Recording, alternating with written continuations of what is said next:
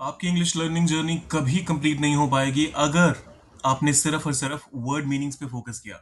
अब जैसे यहां पर देखिए, फॉर वॉट इट्स वर्थ। अब ये सुनकर ऐसा क्या लगता है कि इसकी जितनी कीमत है, लेकिन ऐसा नहीं है। इसका इस्तेमाल आप तब करते हैं, लेकिन वो बताने से पहले आपने क्या करना है, सब्सक्राइब, लाइक और शेयर। आपको पता है ये आपके लिए फ्री है, लेकिन मेरे लिए बहुत बड़ा इंकरेजमेंट। करते हैं शुरुआत।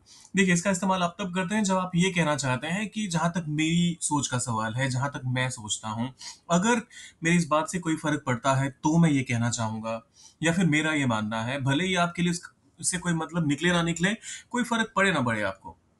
हो सकता है कि ये आपके लिए इंपॉर्टेंट ना हो, आपके लिए महत्वपूर्ण ना हो, लेकिन फिर भी मैं ये कहना चाहूंगा, या फिर मेरी तरफ से एक सुझाव है।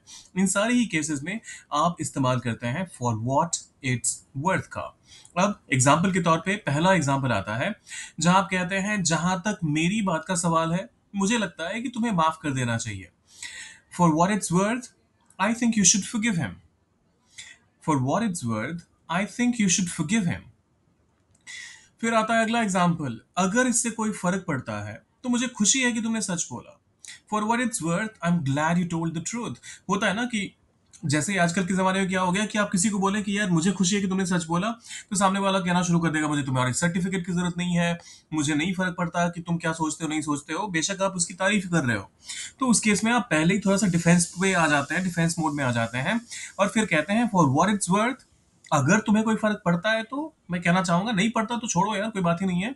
For what it's worth, I am glad you told the truth. अगला एग्जाम्पल देखते हैं। हो सकता है मेरी बात ज्यादा मायने ना रखे, लेकिन मैंने तुम्हें हमेशा मेहनती पाया है। For what it's worth, I always found you hard working. देखिए, फिर से बहुत ज्यादा तगड़ा डिफेंस आप खेल रहे हो यहाँ पर। आप क्लियरली कह रहे हो कि यार मुझे पता है कि शायद तुम्हें इस बात से कोई फर्क पड़ेगा ही नहीं कि मैं क्या सोचता हूँ तुम्हारे बारे में, लेकिन मैं कहना चाहता हूँ फिर भी कि तुम काफी हार्ड वर्किंग, तुम काफी मेहनती इंसान हो। For what it's worth, I always found you hard working. अगला एग्जाम्पल देखते हैं। मेरी तरफ से एक सुझाव है, थोड़ा और सोच लो। For what it's worth, I just think it over a little more, या फिर just think over it a little more. दोनों ही तरीके सही हैं। For what it's worth, just think it over a little more. For what it's worth, just think over it a little more. अगला example देखते हैं। अगर इस राय का कुछ मतलब निकलता है तो मैं कहूंगा कि तुम्हें ये नौकरी ले लेनी चाहिए या कर लेनी चाहिए। For what it's worth, I'd say you should take the job. For what it's worth, I'd say you should take the job. फिर आता है, मेरा मानना है, भले ही तुम्हें ऐसा ना लगे, तुमने बिल्कुल सही किया। For what it's worth, I think you did the right thing.